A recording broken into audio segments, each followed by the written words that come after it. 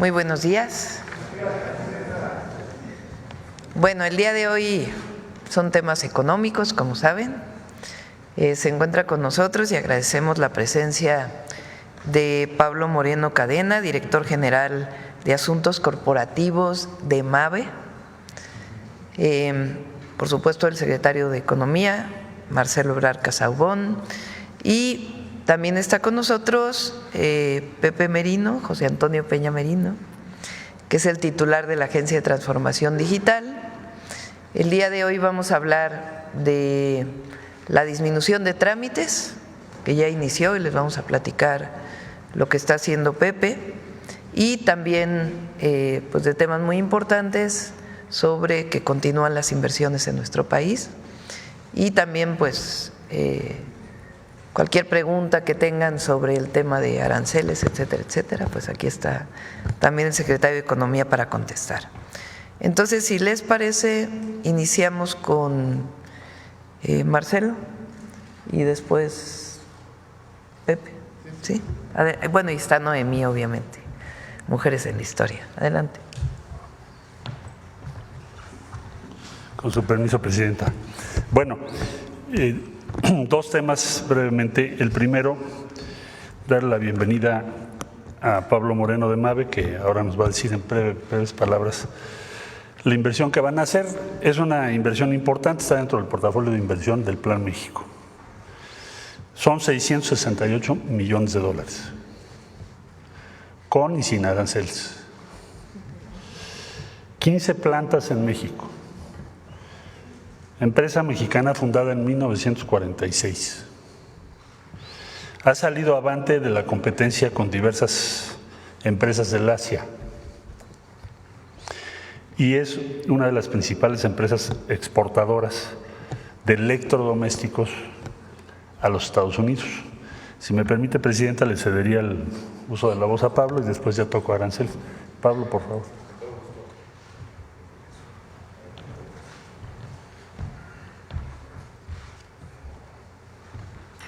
Con su permiso, Presidenta. Muy amable, gracias. Muy buenos días a todos. Es un placer estar con ustedes este día y de igual manera comentarles que es un enorme honor para MABE estar aquí presente ante la doctora Claudia Sheinbaum, Presidenta de México, y el licenciado Marcelo Ebrard, Secretario de Economía, así como con los distinguidos invitados que nos acompañan el día de hoy, siendo un día muy especial para nosotros porque reafirmamos una vez más, como lo comenta el secretario Ebrard, nuestro compromiso con México, su gente y su futuro.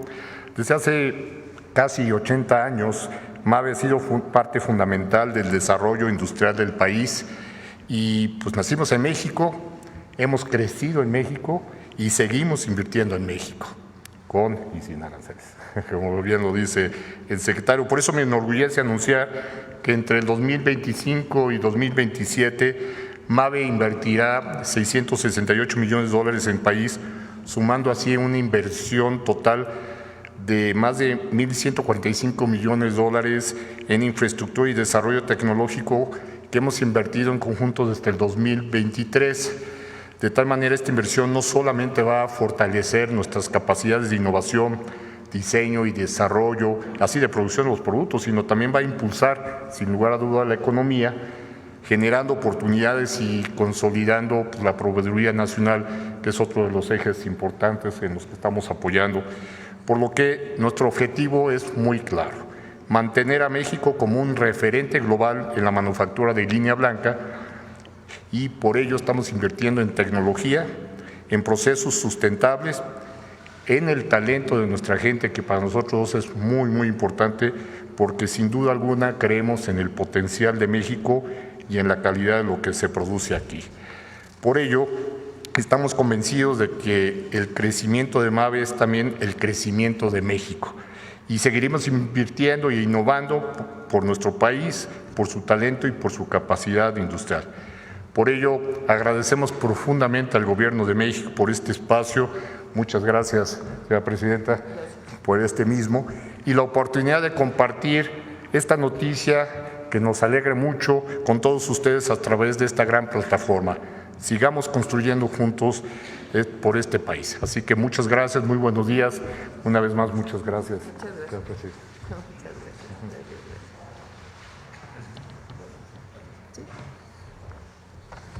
Bien, el segundo tema, muchas gracias Pablo, respecto a los famosos aranceles. ¿En qué vamos? ¿Dónde estamos? Bueno, yo diría que en primero tener claro que sin la intervención de la presidenta Sheinbaum con el presidente Trump, hoy todas las exportaciones de México estarían pagando 25%. Podríamos decir que a nuestro país le ha ido mejor que a otros países, o le va a ir mejor que a otros países. Ahora bien, ¿dónde estamos ahora? El gobierno de los Estados Unidos impuso una tarifa general global al acero y al aluminio. A nosotros nos parece una mala idea, porque la integración entre México y Estados Unidos, como lo expuse en la ocasión anterior, es muy alta. Sí, somos las dos economías más integradas. Entonces, al poner una tarifa, evidentemente esto va a afectar a muchas industrias. Esta es una medida que tomó el gobierno de los Estados Unidos de carácter global a todos los países del mundo.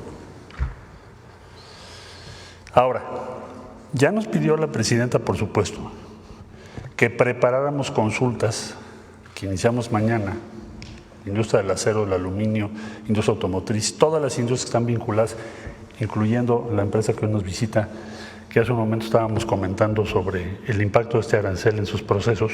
Bueno, vamos a hacer consultas para que más adelante podamos, en función de lo que anuncie el gobierno de los Estados Unidos y de lo que lleguemos a lograr en torno al 2 de abril, ahora explico eso, podamos tomar otras medidas para defender nuestras empresas y defender o tratar de lograr que sean revisadas esas tarifas sobre acero y aluminio. Entonces, iniciamos consultas. Hay muchas medidas que se pueden tomar, pero no las vamos a tomar intempestivamente.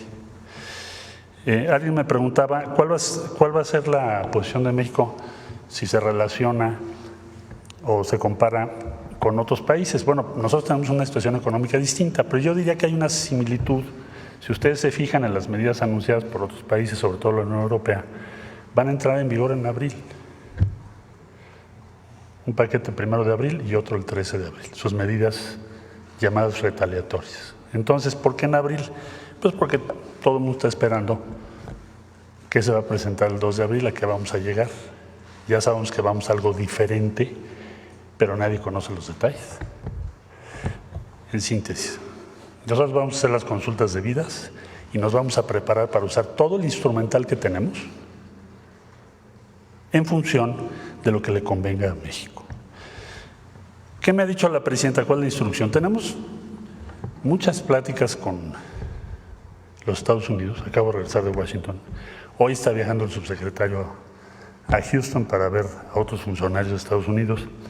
¿Qué nos ha pedido? Tenemos que, desde luego, lograr que lo que se presente a partir del 2 de abril, México esté en mejor condición que cualquier otro país. Esa es la meta.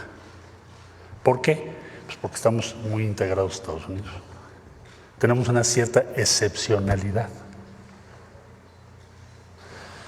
Les ponía yo un video hace unos días de que un pistón cruzaba 7 veces, ¿no?, la frontera.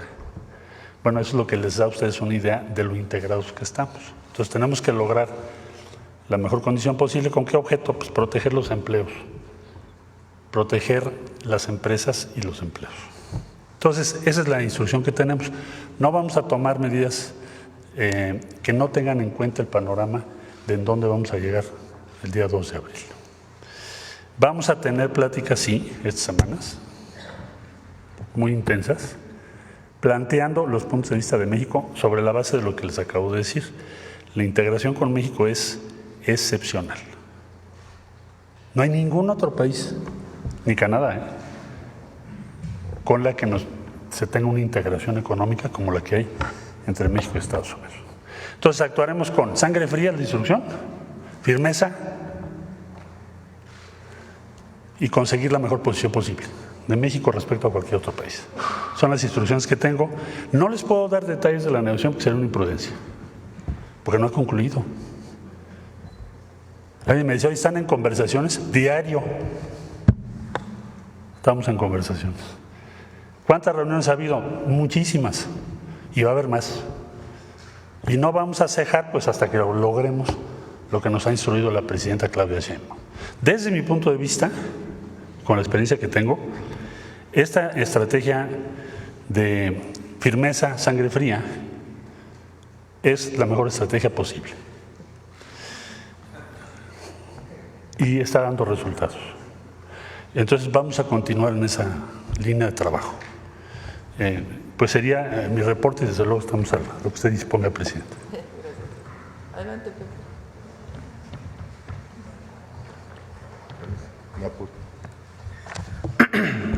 Buenos días. Como adelantaba la presidenta, con su permiso, ya iniciamos los trabajos de simplificación de trámites. Por un lado, la ley que se presentó en su diseño hace un par de semanas, ley para reducir trámites burocráticos y corrupción, y hoy es ya el avance que hemos logrado. Siguiente, por favor. Entonces, recordarán, en el universo de trámites en México, una persona realiza en promedio 486 trámites, de los cuales, y esto es muy importante, 85% se hacen con gobiernos locales, es decir, con estados y municipios, ¿no? Entonces, si no atendemos también esa parte, pues realmente no estamos mejorando la vida de las personas en términos de su interacción con gobiernos. En promedio, 523 trámites por estado, pero como tienen requisitos distintos, pues en realidad son 523 por 32, ¿no? Lo que tendríamos como universo, y en un municipio 144 trámites promedio, a nivel federal 7,000. Todo esto, dado la diversidad de requisitos, pues sumaría más de 350,000 trámites, y se trata de ir homologando, reduciendo a su mínima, ¿no? Siguiente, por favor. Entonces, muy rápido, 342 trámites llevamos al día de hoy, simplificados. Esto significa dos cosas. Por un lado, eliminar algunos trámites redundantes. Les daba yo el ejemplo que si tú tienes un trámite para hacer una cosa que comparte tres trámites, que comparte 99% de los requisitos, pues en realidad ese es un trámite que tú puedes consolidar en uno solo, ¿no? Y en una sola presentación de documentos resolver los tres temas, ¿no? Entonces, hemos pasado de 342 a 151. Es una reducción del 56%. La meta es llegar a 2,309 este año de trámites federales, y una reducción de 6 a 4 requisitos promedio, que es 34%. Ahora les detallo un poquito. Siguiente, por favor. Es importante decir, se simplifica primero y luego se digitaliza, ¿no? No tiene mucho sentido digitalizar algo, un trámite que es engorroso, excesivo. Entonces, primero simplificamos, ya empezamos también digamos, la línea de producción de digitalización. La idea es este año tener por lo menos 350 trámites digitalizados de los que queden, ¿no? Con los requisitos que queden, que serían más de 80% del volumen de uso. Siguiente. Entonces les doy algunos ejemplos de trámites o requisitos que hemos eliminado para que ustedes se den una idea de que en algunos casos, pues sí, la verdad se solicitaban cosas pues muy fuera de proporción, ¿no? Por ejemplo, para registrar en el extranjero a una persona nacida en México, pero que tiene residencia en el extranjero y que no había sido registrada, un bebé, ¿no? Por ejemplo, se pedía prueba de ADN para comprobar que los padres fueran mexicanos. Pues realmente es un requisito innecesario, ¿no? Bastaría el pasaporte o el acta de nacimiento de los padres pues, para comprobar que son de nacionalidad mexicana, ¿no? Para tramitar pasaporte de una persona menor de edad, registrada extemporalmente, y explico esto muy rápido, es cuando se registra con más de un año de edad, pues se solicitaba una copia certificada de la sentencia de adopción o la constancia de alumbramiento, cuando el acta de nacimiento justamente lo que prueba es la relación filial entre padres, madres, hijos e hijas, ¿no? Para registro de defunción y o reconocimiento de identidad de género, se requerían 2 testigos, ¿no? Pues también un requisito innecesario. Siguiente, por favor. Para solicitar la captura, corrección o aclaración de acta tenías que acudir, imagínense, tú eres una persona que nació, no sé, ¿no? en Oaxaca, tienes tu residencia en Querétaro y hay un error en el registro, sea en el libro o en el acta, tenías que ir a donde naciste, ¿no? El municipio, solicitarla y luego regresar un mes después para saber si era procedente. Ahora imagínense si esto lo hubiese hecho una persona que tiene residencia en Estados Unidos, ¿no? Que nació en cualquier municipio del país, pues se vuelve imposible, ¿no? Es una persona que no tiene la posibilidad de ir al pueblo, al municipio donde nació y ya le negamos que pueda corregir sus datos en el acta de nacimiento. Para registro extemporáneo de defunción se tenían que presentar, por ejemplo, en algunos casos fotografías de la tumba. En algunos casos, para registro de nacimiento extemporáneo, que es el que les explicaba, se tenía que presentar la fe de bautismo. Pues digamos, lo que uno tutela cuando uno le da un acta de nacimiento a un niño o una niña, pues es su identidad, ¿no? El derecho a tener un nombre y la relación filial con sus padres. Pues la fe de bautismo forma parte de un ejercicio privado de la fe que cada quien profese, ¿no? Y catastro, para tramitar una constancia de alineamiento y número oficial, ¿no? De domicilios, era necesario en algunos casos presentar, imagínense, folder azul, no tengo idea por qué azul, y broche Baco, perdón por el comercial, ¿no? Porque de hecho es una marca, pues realmente sonaba un poquito una arbitrariedad. Entonces se trata de ir quitando estos requisitos que son excesivos, que son molestos, que son engorrosos, que ponen trabas para que las personas accedan a sus derechos y a sus documentos, ¿no? Son solo algunos ejemplos, ¿no? Siguiente, por favor, y me voy más rápido. Pero también hemos simplificado los que tienen más volumen de uso, los que son más solicitados por las personas. Por ejemplo, pasaportes, y ahorita lo voy a detallar, pasamos de 7 a 3 requisitos, y registro de nacimiento doble nacionalidad de 9 a 3, con el secretario Ebrard y la Secretaría de Economía, solicitud de registro nacional de inversiones extranjeras de 24 a 7 requisitos, ¿no? Son 2,000 trámites, pero bueno, dado el tipo de trámite, pues es un volumen alto.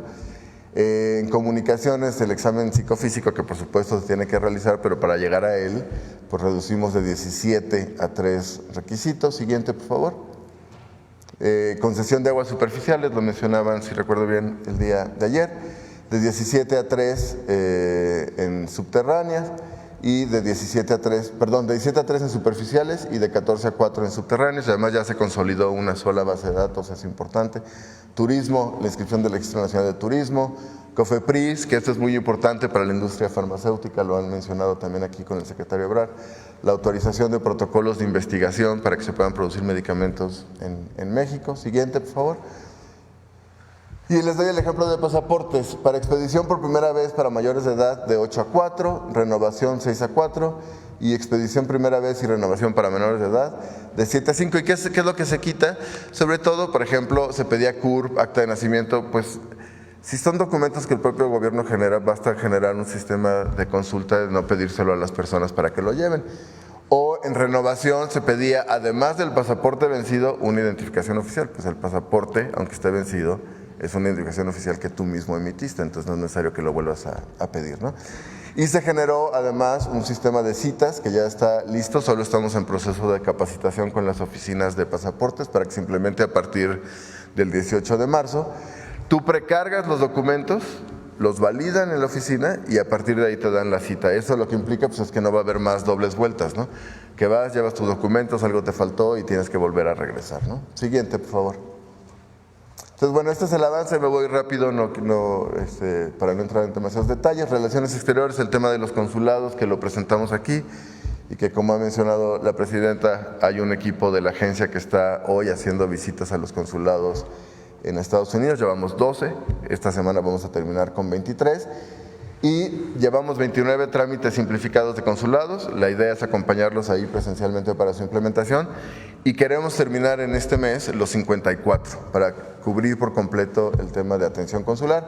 En el SAT llevamos 35, el más frecuente es renovación de firma electrónica, que es de los que más usamos frente al SAT. Economía, los que les mencionaba, lo mismo con agua, medio ambiente, turismo, comunicaciones, COFEPRIS también los que mencionaba. Siguiente. Agricultura, llevamos ya 27 de 30, hemos avanzado mucho y rápido. Trabajo, 6 de 30, sobre todo ahí tiene que ver un tema, por ejemplo, para el registro para búsqueda de empleo, que es importante. Cultura, 2, que son los únicos trámites, pero ahí también es, por ejemplo, el registro para apoyos para la creación artística, entonces, bueno, tienen un volumen alto. INA, Profepa, SEA, CONAM, CONAFOR. Siguiente, por favor. Procuraduría Agraria, ya terminamos, los 36 simplificados y ahora toca digitalizar los que correspondan. Conapesca, el RAN, llevamos 7 de 57 y además ahí hay un trabajo territorial importante junto con ellos justamente para la adopción de estos trámites ya digitalizados y simplificados. Fonacot 3, también ya terminamos y así nos vamos a ir moviendo a lo largo del año. La verdad hemos tenido y agradecemos mucha colaboración de las autoridades del gobierno federal, una total apertura y la verdad pues vamos a poder llegar a la meta que es la que nos planteamos y que la que nos comprometimos con la presidenta. Siguiente, por favor. Entonces, muy rápido, solo para que no olvidar y retomar el tema del 85% que se hacen con municipios y estados, ¿no? Nuestra meta, a la luz de la Ley Nacional para eliminar trámites burocráticos y corrupción, es que existan los mismos trámites con los mismos requisitos en todo el país. Es decir, que en un trámite de catastro, por decir, no en un municipio te pidan algo y en el del contiguo te pidan otra cosa. Es homologar. Y eso nos garantizaría que nos vamos a quedar con 230 trámites, estimamos, para los estados, cada uno, por supuesto, porque los tutelan cada uno de los estados y entidades, y 100 trámites para los municipios. Siguiente, por favor. Y ustedes recordarán, les hablaba la vez anterior, hay 3 proyectos, 4. Estratégicos, la Ventanilla Digital Nacional de Inversiones, que ya tendremos oportunidad de detallarla cuando se esté lista, la Plataforma Nacional de Registros Civiles, de Registros Públicos de la Propiedad y de Nacional Catastral. Y me permito lo siguiente, y ya con esto termino, siguiente. Todos los estados, los 32, más por supuesto las oficinas de registros civiles de consulados, están ya integrados a este ejercicio. No hemos encontrado ninguna oposición, al contrario, lo único que hemos encontrado es entusiasmo y ganas de avanzar.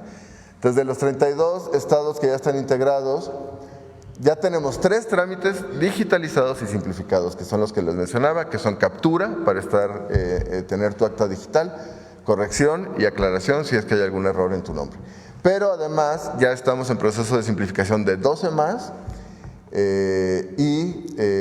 que ya están simplificados, perdónenme, que hay que digitalizarlos, y 16 que están en proceso de simplificación. Entonces vamos a acabar mucho más pronto y sobra decir registros civiles de los trámites mucho más frecuentes, ¿no? Porque el acta de nacimiento es uno de estos documentos que te piden para la mayoría de trámites o que se tienen que consultar en caso, como lo mencionaba al inicio. Siguiente. El registro público de la propiedad, también los 32 estados integrados. Estamos ya en proceso de digitalización 5, certificaciones, búsquedas, constancias de antecedentes registrales, copias certificadas, que son los más frecuentes, pero estamos en proceso de simplificación de 22. Estos son trámites que se están simplificando y digitalizando para todos los estados, ¿no? Y siguientes, y ya es la última, catastro, los 32 estados integrados, 5 en proceso de digitalización, cambio de propietario, rectificación de datos, expedición de copias, constancias, certificación de medidas y 22 en proceso de simplificación. Entonces, la verdad, en lo que toca a trámites federales, vamos, digamos, a buen ritmo, ¿no? Con la colaboración de todos los secretarios y secretarias titulares y con los estados, yo diría, vamos hasta más rápido de lo que pensábamos.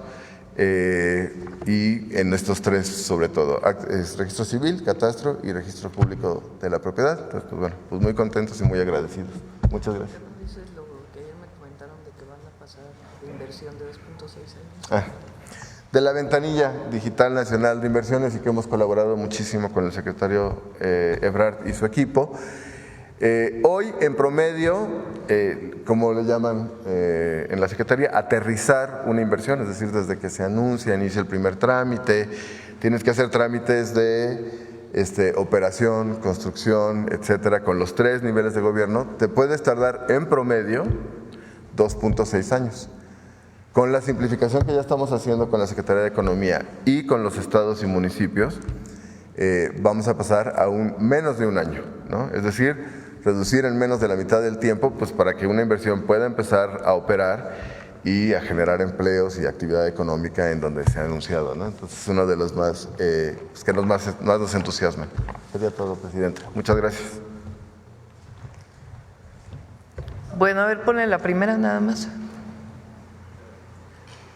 La segunda son de 300 a ¿cuántos? Pepe, lo que se publica hoy.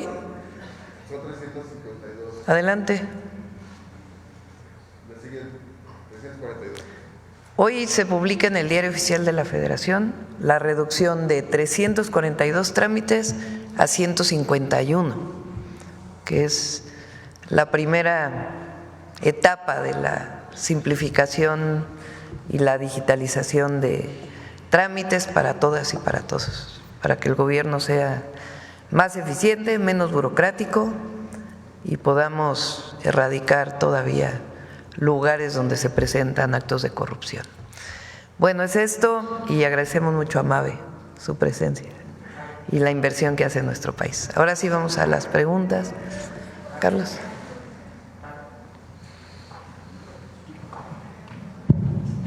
Buenos días a todos y todas, Presidenta. Carlos Navarro de Heraldo Media Group.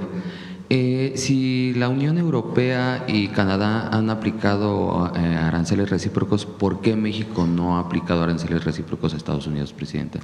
Estamos, como bien lo mencionó el secretario de Economía, esperando a lo que se va a publicar el 2 de abril y al mismo tiempo trabajando en reuniones pues muy cotidianas, porque algunas son telefónicas, otras son presenciales, con el gobierno de los Estados Unidos al más alto nivel, para pues tener una condición en donde realmente haya reciprocidad el 2 de abril. ¿Qué quiere decir reciprocidad? Si tú me aplicas aranceles, pues yo te aplico aranceles. Entonces, vamos a esperar al 2 de abril cuál es el anuncio y a partir de ahí tomar nuestras decisiones. No tiene caso anunciar hoy uno, después otro, sino realmente a partir del paquete que presente Estados Unidos, tomar nuestras decisiones para proteger y desarrollar la economía de México. ¿Quién sale ganando en esta guerra arancelaria mundial, Presidenta? Nadie. O sea, el objetivo que ha planteado Estados Unidos es que Estados Unidos importa demasiado y que lo que quieren pues es producir más en su país. En el caso de México no me voy a referir al resto del mundo, nos corresponde hablar de México. Hay muchos estudios que muestran cómo la inversión en México de una empresa estadounidense genera el triple de empleos en Estados Unidos por la integración productiva que hay. Porque no es que aquí se fabrique todo un coche, sino que aquí se fabrica una parte y allá se fabrica otra. Y entonces eso genera mucha productividad, porque aquí se fabrica lo que conviene a la empresa producir y allá lo que le conviene producir, en automóviles y en muchos otros productos. Entonces, en el caso México-Estados Unidos, pues lo que nos conviene es seguir con el tratado comercial, revisar lo que se tengan que revisar, pero competir como región de América del Norte frente al resto del mundo, porque las empresas estadounidenses pues van a disminuir su productividad si dejan de producir en México. Si llegara a ocurrir eso, que además difícilmente va a ocurrir, porque una empresa de autos no se va de un día a otro. A lo mejor ahorita nos pueden platicar de electrodomésticos también, qué tan fácil es mover una empresa de un lugar a otro. Y también Estados Unidos pues tiene sus propias condiciones, que no necesariamente permiten la producción de todo. Entonces, en el caso de México y Estados Unidos, pues evidentemente nos conviene seguir con esta integración económica con respeto a nuestras soberanías que nos permita competir con el resto del mundo. Entonces, eso es lo que estamos planteando en las mesas. Si la decisión de Estados Unidos es distinta el 2 de abril, que no solo sea, si tú me pones aranceles, yo te pongo, de reciprocidad, porque México prácticamente no tiene aranceles a los productos de Estados Unidos por el tratado comercial, si hay algo distinto, pues nosotros también tomaremos nuestras medidas, pero esperando pues al marco general que logremos para el 2 de abril. Y vamos a estar informando, porque hay esta idea de que no informamos, se está informando todos los días en la mañanera del pueblo, el secretario de Economía está informando permanentemente en los medios de comunicación. Entonces hay mucha información a la gente y siempre vamos a informar, pues lo que finalmente no es una decisión nuestra, sino es una decisión del gobierno de Estados Unidos. En Estados Unidos, principalmente en la población, hay un sentir de molestia por las políticas económicas que se han implementado. En contraste, aquí en México, de acuerdo con una encuesta de QM Estudios publicada en el Heraldo de México, pues hay un amplio respaldo sobre las decisiones y la forma en que usted ha negociado esta pausa a los aranceles. El 74% la califica de buena y el 20% regular, solamente el resto no coincide con lo que usted ha hecho. ¿Qué le representa estos resultados, Presidenta? Pues es sensatez, en el sentido de que nosotros evidentemente vamos a proteger a México siempre, esa es nuestra responsabilidad, pero también poner el diálogo y el acuerdo antes de tomar decisiones. Si en el diálogo, en el acuerdo, pues no se logra el objetivo que queremos, pues entonces ya tomamos otras decisiones.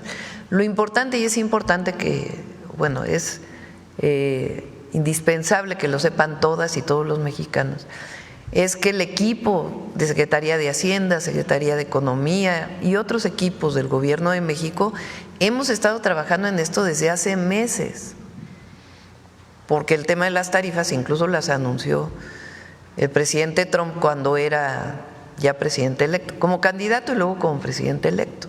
Entonces nosotros tenemos una estrategia, pero no actuamos uno a uno, sino si ya se planteó el 2 de abril, a partir de los anuncios del 2 de abril, pues nosotros tomaremos decisiones. De todas maneras, el diálogo siempre está abierto.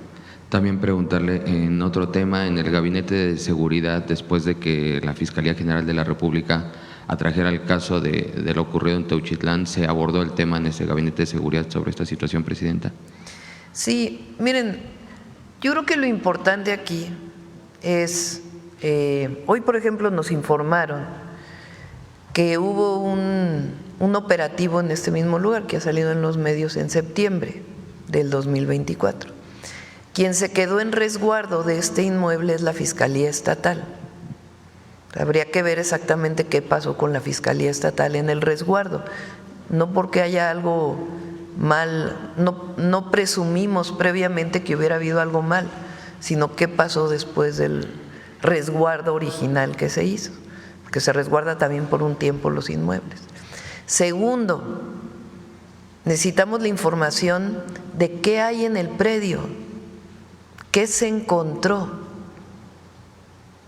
porque lo que hay es información de los grupos de buscadores, algo de información que ha dado el gobierno estatal. Pero es importante, primero que nada, hacer la investigación antes de plantear conclusiones. Entonces, ¿qué se encontró en el predio? Antes que nada, esa información para que las fiscalías, que son finalmente quienes deben de actuar, pues puedan dar información a todo el país de qué es lo que se encontró. Tenemos fotografías aisladas, pero no sabemos exactamente qué se encontró, cómo se encontró y cuál es la información. Y a partir de esa investigación, pues ya todo lo que tengan que hacer la Fiscalía. Entonces, sí es muy importante que ya los gabinetes de seguridad, la propia Fiscalía Estatal y el fiscal general, él lo dijo el martes que estuvo aquí, dijo, vamos a hacer una investigación incluso antes de la decisión de atraer el caso o no, tenemos que hacer una investigación de qué hay en el predio. Una vez que se tenga esa información, entonces sí, sacar todos las carpetas de investigación que correspondan antes de avanzar en las conclusiones. Entonces, esto es importante para todos, incluidos los medios de comunicación. Presidenta, el gobierno de Enrique Alfaro fue señalado principalmente por colectivos y personas de la sociedad civil su actuación en el tema de desaparecidos, incluso de acuerdo con el Registro Nacional de Personas Desaparecidas y No Localizadas, hay en su administración un reporte de 6.351 personas solamente desaparecidas, donde desaparecidas se refiere que puede haber algún delito involucrado y no localizadas es diferente. ¿Hay complicidad? ¿Qué pasó con el gobierno de Enrique Alfaro que Pues se dan tienen este que tipo de deslindarse situaciones? las responsabilidades a partir de la información y la investigación. Tienen que deslindarse las responsabilidades, por supuesto, pero lo primero en este caso de este predio que se encontró, pues saber realmente qué hay ahí adentro, que se hagan los peritajes, sea de la Fiscalía Estatal, si ya inició, o de la Fiscalía General, ver las responsabilidades de las autoridades y también de los grupos delictivos. Pero necesitamos información. Este no es un asunto político. Este es un asunto que tiene que ver primero que nada con la investigación y ya después con el deslinde de responsabilidades. Ya se les pusieron nombre al lugar, etcétera. ¿Qué pasó? ¿Qué hay en el sitio? Es lo que hay que hacer frente a una situación de estas. Muchas gracias, buen día a todas y todos. Sobre el tema de MAVE, a ver quién quiere preguntar sobre la inversión. ¿Sobre la inversión? Sí, a ver, primero adelante porque luego nos dicen que hay preferidos. Gracias, Presidenta. Karen Ballesteros, de Canal 11. Primero preguntarle cómo es que Estados Unidos se ve afectado también con esta imposición de aranceles al aluminio y al acero. Marcelo, ¿quieres? Bueno, esencialmente, cuando tú pones un arancel general, lo que tienes que ver es primero ver cuál es tu balance entre exportación e importación. El caso de los Estados Unidos es un país que tiene importación de casi la mayor parte de los países y exporta principalmente solo o principalmente a México, Canadá y por ahí tiene otras exportaciones ya menores. Entonces, cuando tu balance es que importas más de lo que exportas, al tú aplicar un arancel general, pues el impacto número uno van a ser los precios. Hazte cuenta que de un día a otro le dices a todos los que utilizan acero, por ejemplo electrodomésticos, ahorita hablábamos de ello, por ejemplo la industria automotriz, pues un largo listado de todo lo que utilizamos de acero y aluminio. Al subirlo 25%, pues eso va a tener un impacto en los precios en Estados Unidos inmediatamente. Es el primer efecto. Obvio, yo lo veo inconveniente.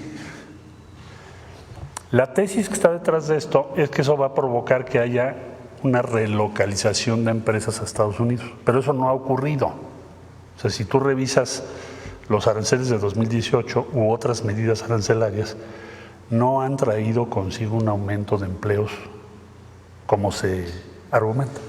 Eso está publicado.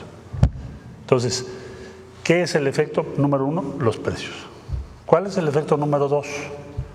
Como suben los precios, pues se va a reducir la demanda. Quiero decir, va a reducirse el comercio internacional relativo a acero y aluminio. Entonces, la medida se toma, según explican las propias autoridades de Estados Unidos, para reducir el déficit y con ello tener más producción en Estados Unidos, pero el costo que se va a tener que pagar para ellos es aumento de los precios, dificultades para integrar lo que usas todos los días. Por ejemplo, un electrodoméstico, ahora que vayas a comprar un electrodoméstico en los próximos meses, un refrigerador, por ejemplo, una estufa, todos la gama de tus vehículos, cuando vayas a comprar tu camioneta, tu coche, pues te va a subir el precio. Ahora va a ser más caro que en otros países del mundo. Ese es el efecto que va a tener. Gracias. Presidenta, de acuerdo con datos de la OCDE, México se encuentra como el segundo país miembro con menos desempleo. ¿Cómo es que se logra esto? ¿Cómo logra esto el país frente a factores externos como, bueno, los efectos de la pandemia y ahora estas medidas arancelarias? Pues es parte de lo que hemos estado hablando, de un modelo económico distinto. Tiene que ver con favorecer el mercado interno, que se ayuda a través de los programas del bienestar, aumento salarial. Es decir, cuando hay más recurso económico en el mercado, si tú ganas 100 pesos, pues vas a comprar menos que si ganas 500 pesos. Entonces eso ayuda pues a impulsar la economía desde abajo. Y la otra cosa que se dio en nuestro país fue una importante inversión extranjera directa e inversión también de empresarios nacionales. Porque a veces solo hablamos de la inversión extranjera directa, pero también hubo inversión privada de empresarios nacionales. Y la otra muy importante es que se reactivó la inversión pública.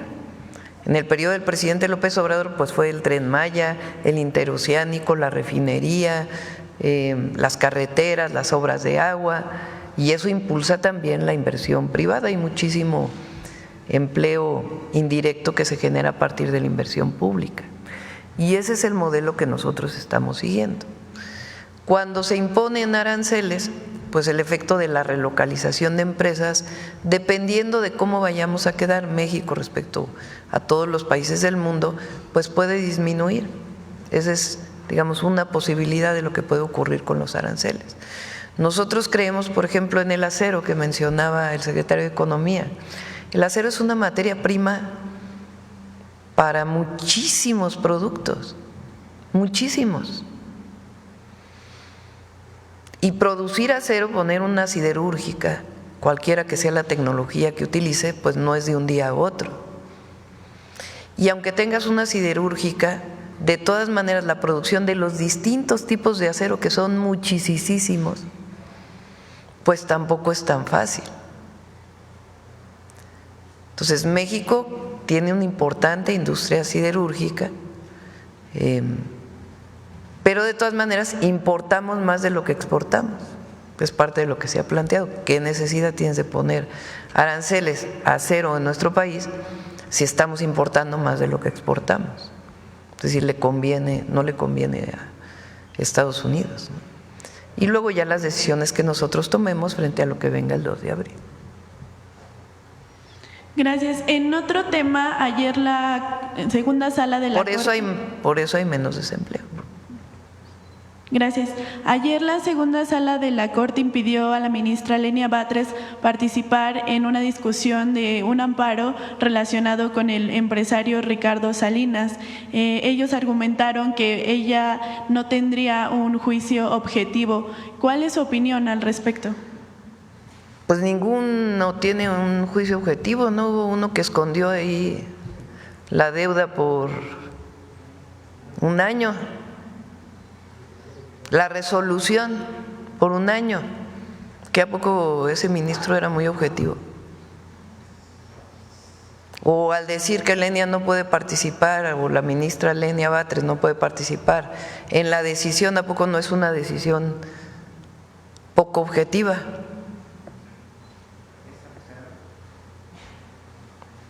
El tema que está de fondo es que todos en México tenemos que pagar los impuestos, todos. No se puede hablar de Estado de Derecho para algunas cosas y para otras que no me convienen, no. ¿Hay Estado de Derecho o no hay Estado de Derecho? Y Estado de Derecho quiere decir que todos, personas físicas y morales, cumplamos con lo que es la responsabilidad de pagar impuestos.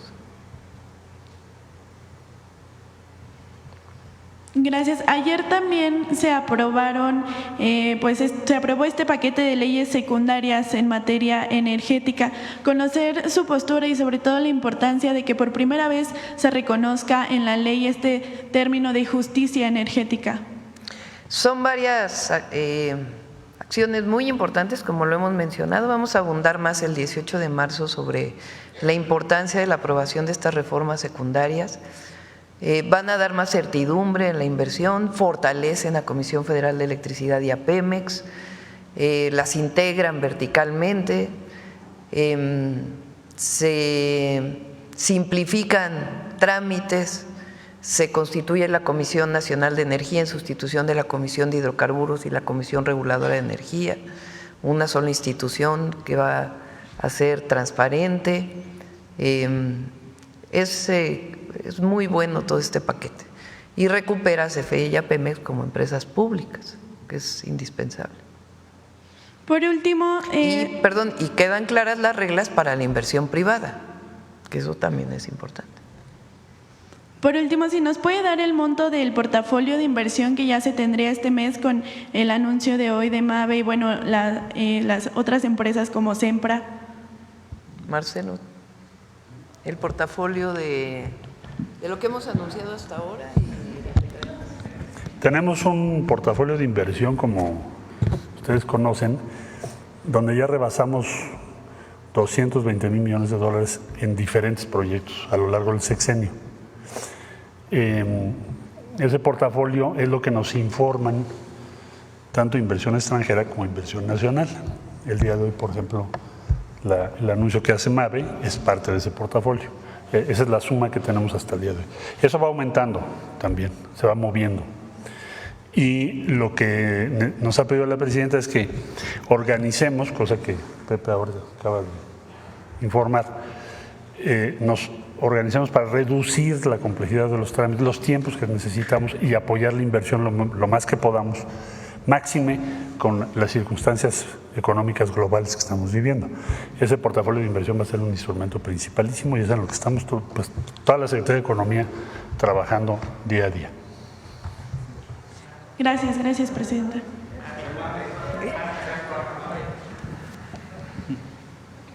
Gracias, presidenta. Cristian Galarza, para Cultura Colectiva, Ecosfera y el fildeo de Grupo Tribu. Mi primera pregunta sería, pues que ayer el Episcopado Mexicano emitió un comunicado sobre los hallazgos en el rancho Izaguirre, en Jalisco. Entre los párrafos que integran el texto llama la atención uno en el que se manifiesta lo siguiente, lo voy a leer rápidamente. Dice: manifestamos nuestro extrañamiento porque mientras se presume que bajan un 15% los asesinatos dolosos, se trata de ocultar que crecen un 40% las desapariciones. Desafortunadamente, la mayor parte de estas víctimas son nuestros jóvenes. Es lo que, uno de los párrafos que dice este comunicado. Nos gustaría saber qué opina de estas palabras, sobre todo porque hacen referencia pues al informe que presentó el secretario Harfuch el martes pasado, si no me equivoco. Entonces, tal vez saber su postura o su respuesta, ¿no? No tiene la información correcta el episcopado.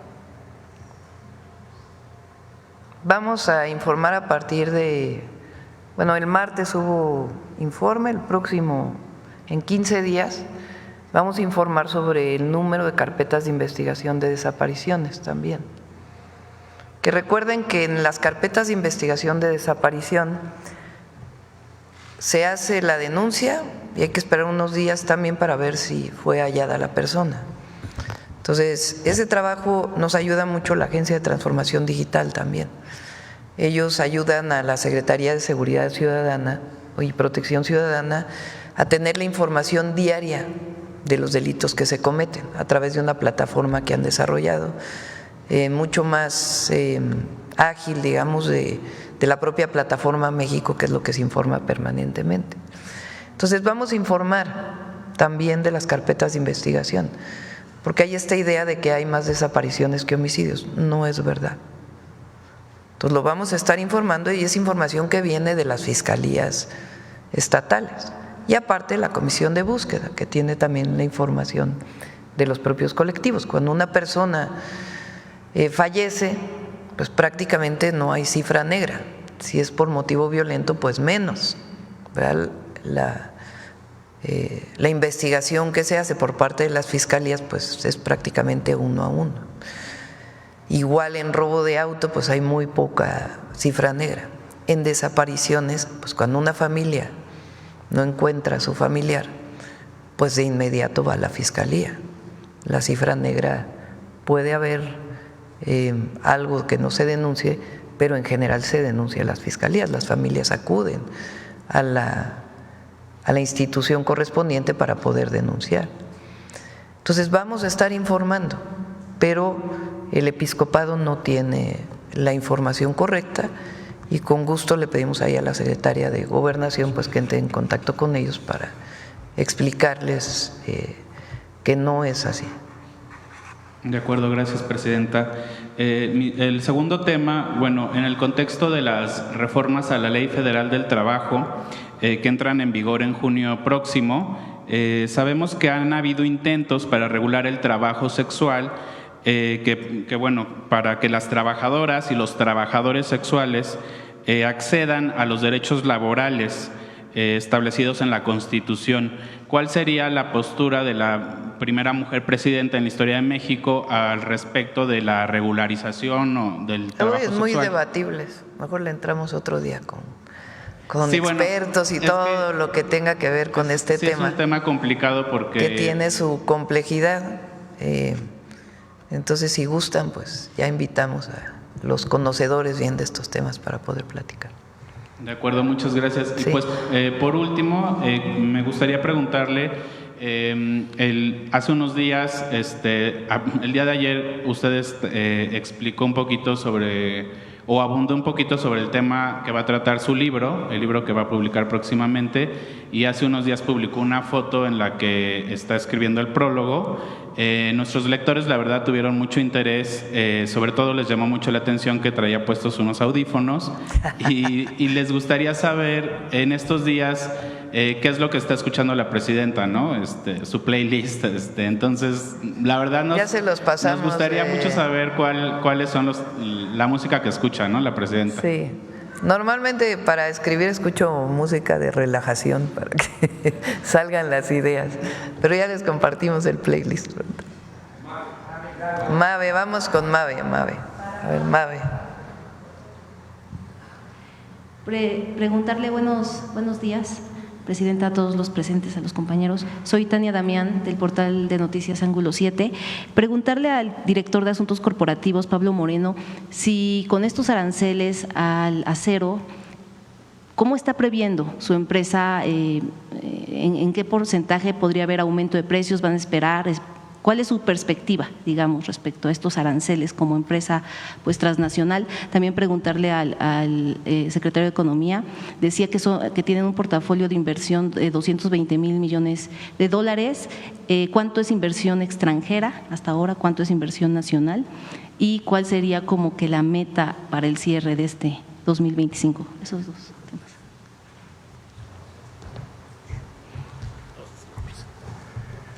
Muy buenos días, Tania, un placer.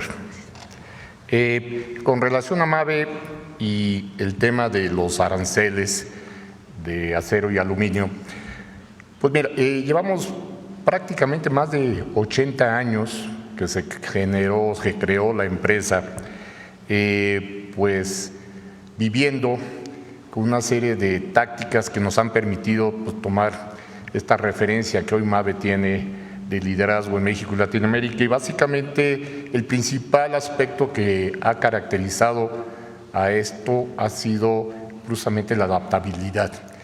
Entonces, nosotros abordamos este tipo de embates mediante la adaptabilidad y también pues innovando procesos que nos permitan ir pues monitoreando y actuando conforme a las circunstancias que pues obviamente provocan todos estos factores asociados al tema económico y a los entornos ambientales, de tal manera que hoy pues estamos cautos, y como bien nos ha indicado la señora presidenta, vamos a tener cabeza, templanza y poco a poco vayamos observando cómo van dándose las cosas para la toma de esas decisiones y la adaptabilidad a la que me refiero.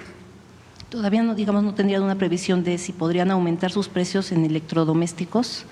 Bueno, obviamente estaremos al pendiente. En México el embate del acero y aluminio no necesariamente es un tema, el embate económico es amplio, en particular en México, sin los aranceles per se, que habitualmente se lleva a cabo. Pero yo creo que este es un tema más para la población de Estados Unidos y creo que el reto recae más, como lo han dicho el secretario Ebrard, en los consumidores de allá. Ciertamente ellos estarán experimentando algunas afectaciones. Volvemos a lo mismo, por nuestro lado vamos a tener templanza y paciencia, trabajar aquí en equipo para dar cara a esto. ¿Allá en qué porcentaje podría estarse subiendo el precio con los consumidores estadounidenses? Todavía es muy pronto para saberlo, la medida es reciente, de tal manera que con todo gusto más adelante podemos darle seguimiento para poder comentar al respecto. Gracias. Muchas gracias.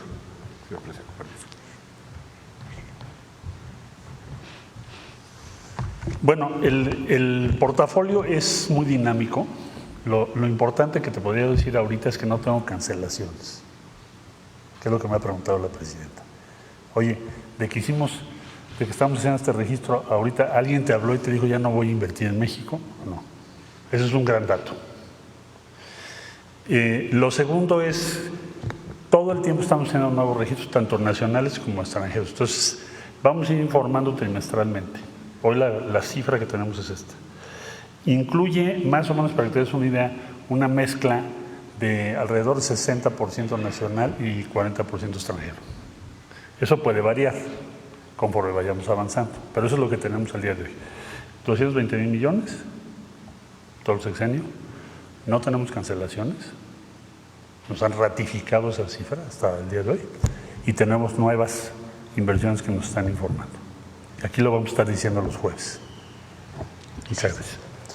Y, presidenta, preguntarle, el viernes pasado hubo un operativo coordinado por la Marina, la Sedena, la Guardia Nacional y, bueno, la Fiscalía del Estado de Puebla, donde detuvieron a 2 alcaldes y a otro familiar, pues en una historia que podría ser casi de la ley de Herodes, Urubiel y Giovanni González Vieira y el otro familiar, Ramiro, gobiernan 3 municipios contiguos de la zona central de Puebla, Ciudad Cerdán, Tlachichuca y San Nicolás de Buenos Aires. Por cierto, una zona donde antes se sembraba mucho maíz, ahora era el granero de Puebla, lamentablemente se ha ido perdiendo pues esa siembra, por estar presuntamente vinculados con la delincuencia organizada.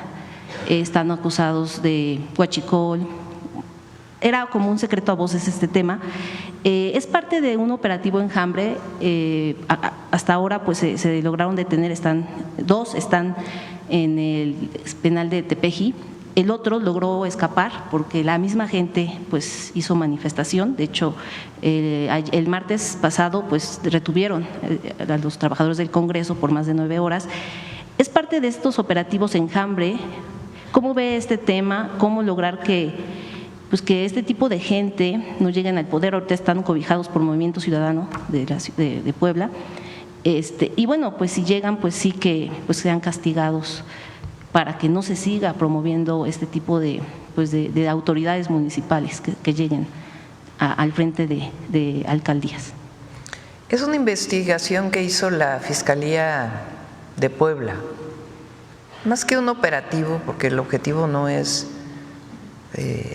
detener autoridades, digamos. Lo que pasa es que si hay una investigación sobre un hecho delictivo y se encuentra que hay autoridades involucradas, pues no se prosigue, sea a nivel estatal o a nivel federal. Ese es, digamos, lo que ocurrió en Puebla, como ocurrió en el caso del Estado de México. Pero no es que haya una investigación particular dedicada a ver a todas las autoridades, sino es producto de una investigación sobre hechos delictivos. Entonces, lo que informaron el Gabinete de Seguridad, pues es que en efecto hay en la carpeta de investigación pues hay pruebas de esta vinculación. Gracias, presidenta. Y bueno, quisiera preguntarle o no dejarle de preguntar sobre el paro que hay en la Universidad Autónoma de Puebla. Inició el 24 de febrero, pues debido a algunas demandas legítimas de estudiantes. Bueno, hay que recordar que en la Universidad Autónoma de Puebla, después Benemérita, le pusieron así cuando llegó, se puede decir, el neoliberalismo, con los rectores José y Enrique Doher, Enrique Agüera, Alfonso Esparza Ortiz, pues que estos rectores empezaron a promover pues la privatización, me refiero a cuotas cada vez más altas para los estudiantes, pues la llamada burocracia dorada, es decir, se aumentaban los salarios los altos funcionarios universitarios, y bueno, son temas que lamentablemente pues estas prácticas generaron un descontento en el sector estudiantil, en el mismo sector universitario, pues sin que se hayan podido cortar de tajo. Actualmente está la rectora Lilia Cedillo, quien también hay que decir es académica, y está tratando de atender, digamos, las demandas de los estudiantes a través de mesas de diálogo. Propuso que en cada facultad se hicieran mesas de diálogo. Hay, sin embargo, facultades que sí lo han hecho, sus directores han estado, directores junto con autoridades centrales que van a estas asambleas, que han estado buscando sentarse con universitarios. Hay otras facultades que lamentablemente pues siguen como en sus directivos en esta burbuja, y en este sentido usted como universitaria y que además defendió a la universidad pública, ¿qué llamado haría tanto a los estudiantes pues que tienen tomada esta universidad como a los directivos de las facultades que pues todavía no logran sentarse con los estudiantes pues para llegar a acuerdos? Ayer hubo una asamblea muy interesante en una facultad en donde pues los directivos están insistiendo en sentarse con los estudiantes y bueno, se han logrado acuerdos. ¿Cuál sería su llamado en este sentido? Diálogo. La Universidad de Puebla, la Benemérita, igual que muchas otras universidades públicas, son autónomas. Entonces, el gobierno estatal o federal participa si es que las partes solicitan su participación. Entonces, lo más importante es el diálogo y atender pues las demandas justas de los estudiantes. En algunos casos hay demandas que no se pueden cumplir por presupuesto, por ejemplo, y entonces pues ya se puede acudir a las autoridades estatales o federales. Pero yo lo he dicho, es importante, por ejemplo, fíjense algo bueno, en la UNAM, si recuerdan, cuando se discutió el presupuesto, planteamos aquí en la mañanera que sería importante que hubiera sus programas de austeridad republicana en las universidades y que no se utilizaran los recursos públicos pues para temas que no son necesarios y que se destinarán a las labores fundamentales de una universidad, la docencia, la investigación y la difusión de la cultura, de la ciencia, de las humanidades, de las artes. Entonces, la UNAM hizo un programa de austeridad interno.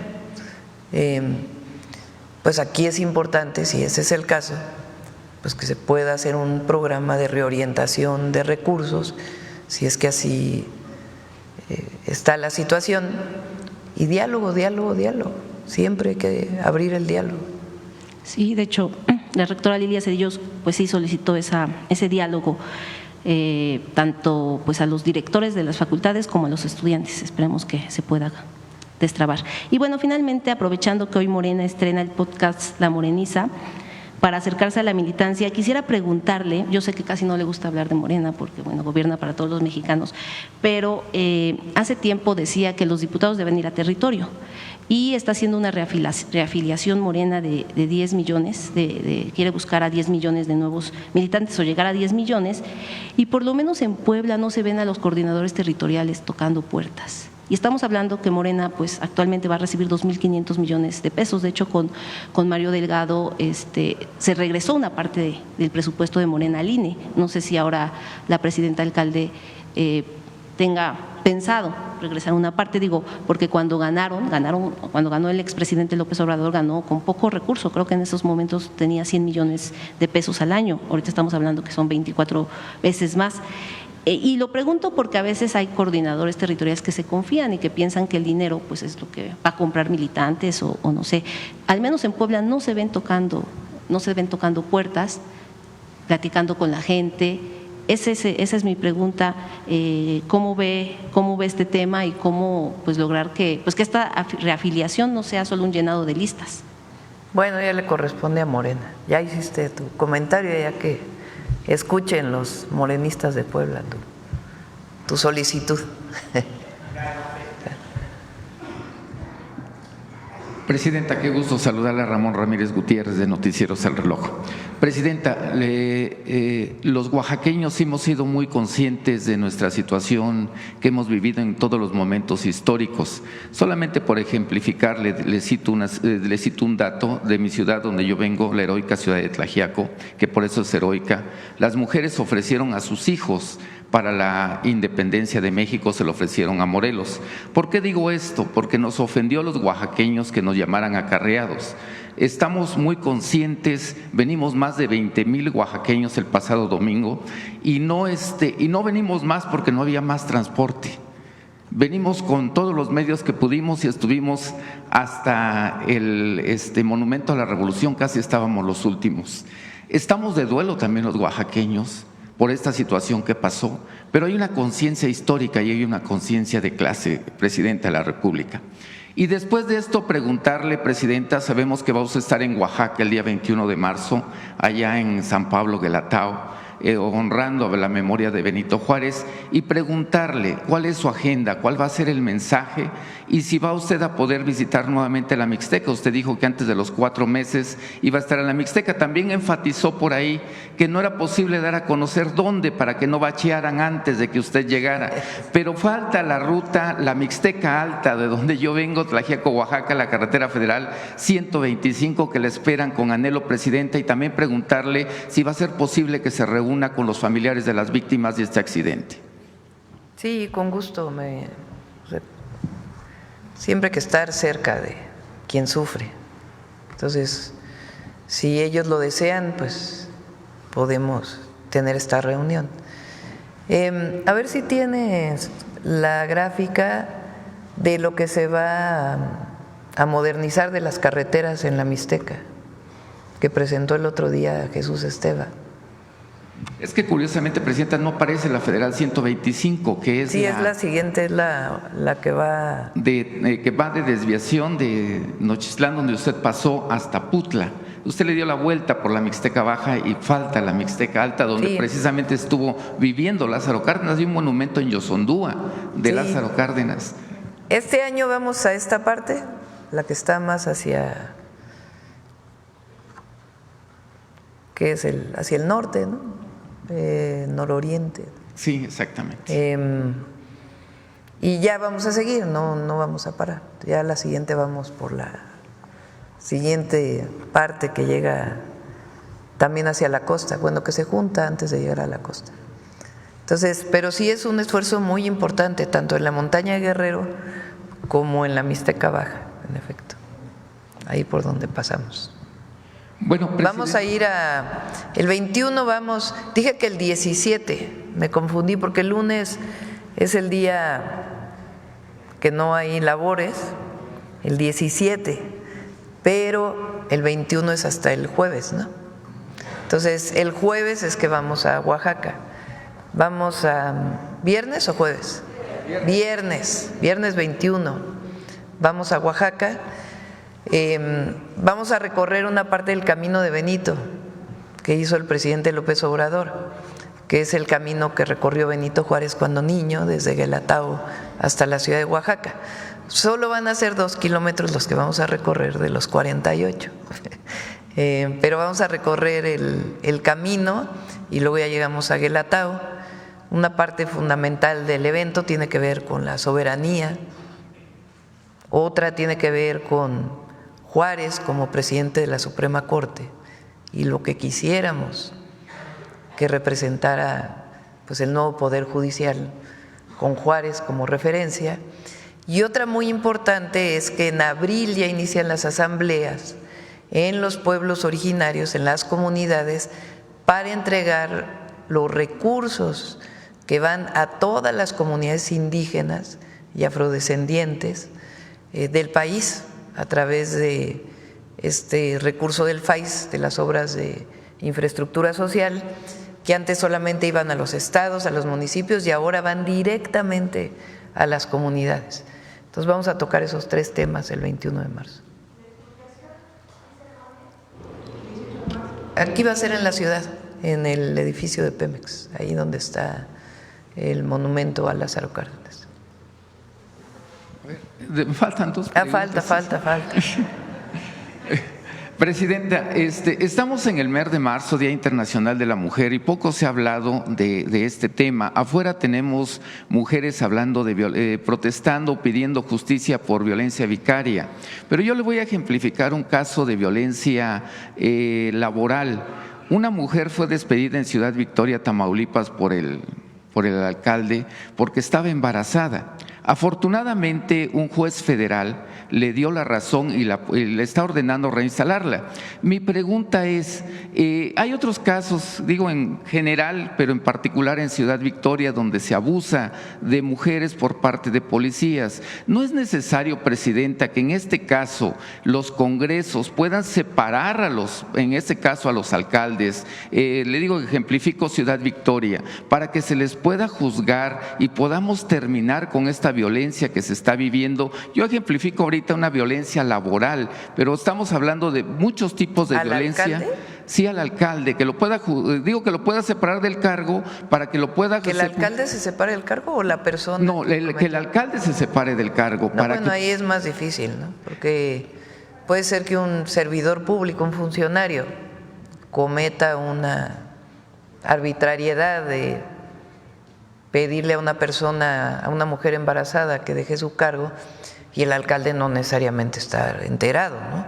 Lo que tenemos que hacer es todos los gobiernos del Ejecutivo, del Legislativo, bueno, los gobiernos del Ejecutivo, el Poder Legislativo, el Judicial, y en las empresas privadas, pues que se defiendan los derechos de las mujeres, como en este caso, pero no necesariamente pues tiene que ser separado del cargo del alcalde, ¿no? Por una arbitrariedad o un mal manejo de un funcionario en su municipio. Bueno, esto ha causado… Es mi opinión. Ha causado mucha consternación en Ciudad Victoria y en todo Tamaulipas. Le estoy hablando del alcalde Eduardo Gatas. Digo, menos que haya cometido un delito él o una arbitrariedad, una falla administrativa, ¿no? Presidenta, en otra pregunta, usted habló en el tema de aranceles de fortalecer el mercado interno, lo escuchamos el pasado domingo enfáticamente. México tiene la fortuna de tener 2 mercados internos, así los califico yo, uno aquí dentro del país y otro allá en la Unión Americana. Me estoy refiriendo a los migrantes. ¿Cuál es el mensaje en torno de aranceles? Porque ellos están muy pendientes, ven todas las conferencias, en este caso de la presidenta Claudia Sheinbaum. ¿Cuál es el mensaje para ellos en torno a los aranceles? ¿Están esperando a un dicho, a un mandato, a una indicación, no mandato, sino alguna sugerencia que pueda hacer la presidenta? Yo recuerdo cuando era canciller Marcelo Ebrard, que hace 2 años ya defendía la soberanía de México. Ahorita lo estaba yo viendo precisamente aquí en redes sociales. Le digo, ¿cuál es la sugerencia, cuál es lo que le puede usted decir a nuestros mexicanos, a ese mercado interno que está del otro lado de la frontera? En el tema de aranceles, están esperando saber qué hacer, Bueno, primero organizarse, ¿no? Siempre es importante porque ayer en el evento del domingo lo dije, de los 38 o 39 millones de mexicanos que están en Estados Unidos, la mayoría ya son de segunda generación. Y de los que son de primera generación, la mayoría tiene papeles de residencia, permiso de empleo. Entonces, ellos pueden enviar cartas a los legisladores diciendo pues que no están de acuerdo, por ejemplo. Pero vamos a esperar también al 2 de abril a ver cómo se dan las cosas para México y a partir de ahí pues un plan de acción, ¿verdad? si es necesario. Y ya por último, Presidenta, los municipios en muchas partes del país necesitan plantas tratadoras de aguas residuales. Dentro de este plan de agua, ¿no tiene usted, está considerado construir plantas tratadoras de aguas residuales para algunos municipios en el país, sobre todo medianos y grandes, que es una situación de fuente de contaminación para ríos? Digo, ejemplificar o particularizar. Justamente, no es por ejemplo, ahí creo que es Putla. Ahorita no recuerdo el municipio. Hay una planta de tratamiento. En Guajuapan de León. Hay una planta de tratamiento que cuando estuve ahí, el presidente municipal se acercó para pedirme que su mayor demanda era arreglar la planta de tratamiento para evitar la contaminación del río, donde también se utiliza el agua. Entonces ya se está trabajando ahí para rehabilitar esa planta de tratamiento. Y la Conagua está haciendo un trabajo, ayer lo mencionó en una parte Efraín, porque muchas veces se construye la planta de tratamiento y se abandona porque el municipio no tiene los recursos, a veces ni para pagar la electricidad. Entonces, tenemos que trabajar juntos, Federación, Estado y municipios, para que una vez que se construye o se mejora o se moderniza la planta de tratamiento, pues haya los recursos para poderla operar. Entonces estamos trabajando en ello. Tlaxcala, por ejemplo, la gobernadora Lorena hizo un gran trabajo, ha construido varias plantas de tratamiento y generó un esquema que permite que esas plantas de tratamiento estén en operación permanente. Entonces vamos a tomar parte del ejemplo de Tlaxcala para llevarlo a todo el país. Aprovecho para mandarle saludos a la gobernadora. Gracias, Presidente. Gracias. Bueno, vamos por aquí, ya vamos a terminar. Gracias, Presidenta. Oscar Zamudio para Sagacín del Estado de Hidalgo. Presidenta, tan solo en el municipio de Tizayuca hay más de 170,000 habitantes y solamente un hospital con servicios más bien limitados. El gobernador de Hidalgo, Julio Menchaca, y la presidenta municipal de Tizayuca, Gretchen Atilano, han señalado ya la urgencia de construir el hospital metropolitano que beneficiaría no solamente a Tizayuca, sino a los municipios que comprenden la zona metropolitana. Considerando, Presidenta, la cercanía con el AIFA y con el nuevo tren que conectará a México y Pachuca, ¿se tiene contemplado la realización de este hospital como parte de la nueva estrategia de IMSS Bienestar? Lo revisamos. Gracias, Presidenta. En el tema también de Hidalgo, la carretera Real del Monte Huasca tendrá 6 viaductos, 3 túneles, incluido el Vicente Guerrero de 700 metros y 2 entronques. Su apertura va a mejorar pues los accesos a los pueblos. Ya casi. A los pueblos. Vamos a ir antes de terminar marzo, vamos a ir. Mañana sí es el banderazo entonces del tren. No, vamos a esperar a la próxima semana. Ya no nos dio tiempo de ir a Hidalgo, pero la próxima semana vamos a ir. Perfecto, Presidenta. Considerando entonces la próxima inauguración de esta carretera, hay un semáforo en este instante que está en amarillo por parte de la UNESCO como parte de uno de los geoparques. Uno de los geoparques que tiene México está en la comarca minera, que es en el municipio, que abarca varios municipios del estado de Hidalgo. Hay un semáforo amarillo por parte de la UNESCO y ¿podría esto representar que México perdiera este reconocimiento? No lo va a perder. Ahí vamos a trabajar. Recuerden que en Hidalgo vamos a hacer una inversión muy grande. Es de los estados donde más inversión va a haber. Se está haciendo una inversión muy importante para el saneamiento del Valle del Mezquital, para la tecnificación del riego de toda esta zona, trabajando con los distritos de riego y con los agricultores. Va a haber saneamiento de los ríos que llegan a toda esta zona, incluido el río Tula, que ya hay proyecto. Vamos a convertir la planta termoeléctrica de combustóleo en planta de gas natural.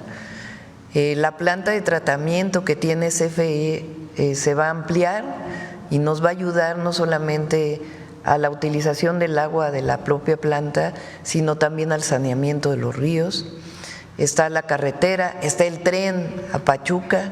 Entonces, Hidalgo tiene una inversión muy, muy importante. Está por terminarse el hospital también en lo que iba a ser el terreno de la famosa refinería que no llegó ni a media barda. Ahí ya se va a inaugurar pronto el hospital del IMSS, y ahí va a haber un parque de economía circular, es decir, de plantas de reciclamiento de distintos materiales que van a permitir generar empleo y al mismo tiempo mejorar el medio ambiente. Entonces es una inversión muy, muy importante para el tema de Tula también, toda la región de Tula también se va a ver beneficiada, ¿cierto? Sí, también. Gracias, presidente. Bueno, ya cerramos. Vamos con Mujeres en la Historia. Hoy cerramos a las 9 en punto. Adelante, Noemi. Con permiso, presidenta. Muy buenos días a todas y a todos. El día de hoy vamos a hacer referencia a una conferencia que tiene casi 90 años en nuestro país. Fue una conferencia que dictó la doctora Esther Chapa en la primera Conferencia Nacional de Mujeres. Pero antes de hablar de ella, quisiera enfatizar o contextualizar que cuando Matilde Montoya se graduó como la primera mujer mexicana, ya hablamos de ella en otra oportunidad aquí en Mujeres en la Historia, pues permitió que se abrieran más espacios para que hubiera una segunda generación de mujeres médicas, y de ahí Esther Chapa Tijerina, originaria de Tampico. Esther Chapa además comprendió que la ciencia debía equilibrarse con la acción política en beneficio de la sociedad. Emprendió grandes acciones en la Secretaría de Educación Pública, por ejemplo, brigadas de salud, estoy hablando de los años 30, pero además se motivó la creación de la cárcel de mujeres en Santa Marta, Catitla. Fue una motivación porque conocía de las injusticias y de las condiciones propias de las mujeres. Además fue una extraordinaria sufragista, muy ligada al comunismo, donde había esta crítica, donde no se podía ligar el voto al comunismo, pero ella junto con otras mujeres como Refugio Cuca García decían que primero eran mujeres, y entonces emprendieron una lucha muy, muy importante durante la primera mitad del siglo XX para lograr los derechos políticos de las mujeres. Conozcamos más de la extraordinaria Esther Chapa Tijerina. Esther Chapa Tijerina, originaria de Tampico, fue la primera mujer médica mexicana en obtener una cátedra en microbiología, un área hasta entonces dominada por los hombres. Fue además una incansable defensora de los derechos de las mujeres, activista social y militante del Partido Comunista Mexicano. En 1935 fundó, junto a otras compañeras, el Frente Único Pro Derechos de la Mujer, una amplia alianza de diversas organizaciones de mujeres, feministas, católicas, comunistas, obreras, que llegó a contar con más de 50,000 afiliadas en defensa de una agenda común, cuya demanda central era el derecho de las mujeres al voto, pero también incluía, entre otras, la igualdad salarial, protección a la maternidad, dormitorios y comedores para trabajadoras, la oposición al fascismo y a la guerra. Esther Chapa encabezó una intensa campaña para fortalecer las demandas del Frente, organizando mítines, manifestaciones, conferencias y hasta una huelga de hambre frente a la casa del presidente Lázaro Cárdenas. En esa misma época se llevó a cabo la primera Conferencia Nacional de Mujeres. El último día, Esther Chapa participó con una ponencia titulada El derecho de voto para la mujer. No queremos el derecho de voto como un privilegio de clase, ni aceptaremos dejar a un lado a nuestras hermanas en el sufrimiento y en la injusticia. Luchamos principalmente por mejorar la condición de la obrera y la campesina. Y yo personalmente, como mujer universitaria, hago esta declaración terminante. Lucho por todas las mujeres de México. Lucho por todas las mujeres del mundo. Esther Chapa también luchó por los derechos de las mujeres privadas de la libertad. Como jefa del Departamento de Prevención Social en la Penitenciaría del Distrito Federal, impulsó la creación de una cárcel especial para mujeres en Santa Marta, Acatitla. Con la llegada del exilio español y bajo la petición del presidente Lázaro Cárdenas, Esther Chapa encabezó la ayuda a los menores, más tarde conocidos como niños niños de Morelia, que llegaron sin sus padres a México como consecuencia de la Guerra Civil en España. Durante la década de 1940, a pesar del descenso del movimiento sufragista, no dejó de presionar al gobierno mexicano para el reconocimiento del derecho al voto de la mujer. Continuó impulsando marchas al Palacio Nacional y a la Cámara de Diputados. Esther Chapa redactó por más de 20 años peticiones para las cámaras de diputados y senadores, solicitando que se reconociera la ciudadanía plena de las mujeres, lo que la convirtió en una leyenda del feminismo. En la década de los 60 fue directora de la Escuela Nacional de Enfermería y Obstetricia de la UNAM. Durante su gestión no solo fue aprobada la licenciatura en enfermería, sino que fundó una guardería para los hijos de las trabajadoras. Esther Chapa falleció a los 66 años en la Ciudad de México, tras una vida dedicada a la ciencia, la enseñanza, la lucha por los derechos de las mujeres en México, la solidaridad y justicia en el mundo. Para cerrar, quisiera recuperar este fragmento del discurso de la conferencia que dio en aquel 1936. Muchas veces se les acusaba a las mujeres sufragistas, tanto a las del mundo como a las mexicanas, de ser una lucha privilegiada, de ser una lucha desde las universidades, y es por ello que este fragmento es muy importante. Si nosotras queremos el voto, es para estar totalmente en igualdad con el hombre y para apoyar desde los recintos gubernamentales una lucha intensa por el efectivo bienestar de las mujeres y de sus hijos. No queremos el derecho de voto como un privilegio de clase, ni aceptaremos dejar a un lado a nuestras hermanas en el sufrimiento y en la injusticia, por el solo hecho de que sean obreras o campesinas, o porque no sepan leer y escribir. Muy por el contrario, luchamos principalmente por mejorar la condición de la obrera y la campesina. Y yo, personalmente, como mujer universitaria, hago esta declaración terminantemente. Lucho por todas las mujeres de México, lucho por todas las mujeres del mundo. Esther Chapa Tijerina. Muchas gracias. Gracias, Presidenta. Buen día.